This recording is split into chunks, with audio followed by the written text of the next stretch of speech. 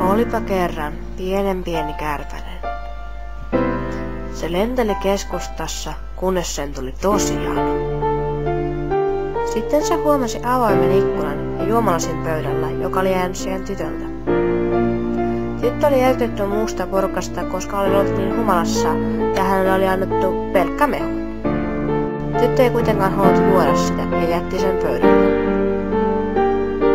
Kärpänen tiesi tilaisuutensa tulleen ja lensi uhkarokeaan lasilla. Kärpänen joi mehua.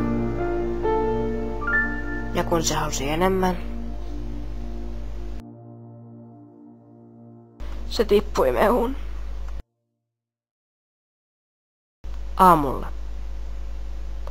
Aamulla kärpäsen raato lörttiin mehusta.